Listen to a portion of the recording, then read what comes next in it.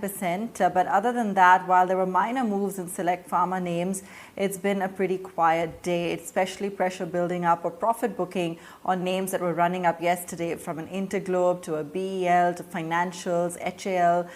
So some of these names, even the auto names like an Aisha, for example, just cooling off somewhat in trade. So that's really what the trend was overall like. PVR as well, closing the week in the red. And it's Avan, as we've been talking about, really just been a week where we've constantly seen churn. So not sure, really what trend to pick up from here. But today, we definitely had pharma seeing some amount of stability while some of the other names cooled off.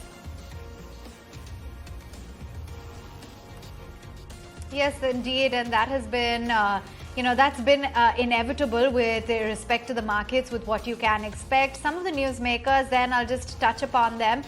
You had NTPC, and it was a pretty healthy set of numbers across the board, be it the operational performance that the company delivered or even the PAT number that was all very healthy. You also had Hindalco, which came out with its earnings and they delivered a profit vis-a-vis our expectations of a loss. So that too has been a newsmaker.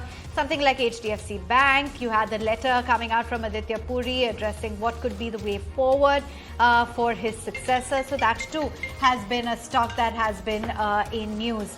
Other than that, Hero Moto, Aisha, both reacting to their quarterly numbers. So those two have been newsmakers.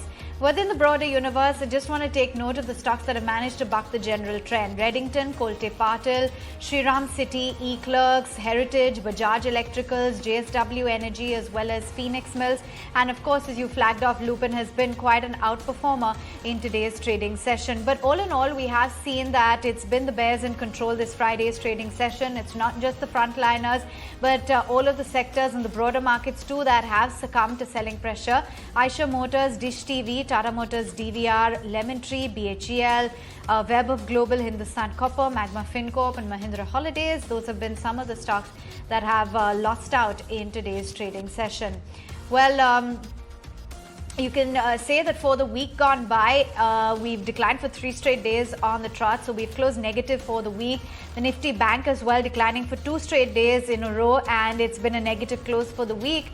The big caps, though, have managed to advance for the second week on the trot, despite what we're seeing today. Real estate and auto have had a fairly decent week gone by, and pharma as well as metals have been outperformers.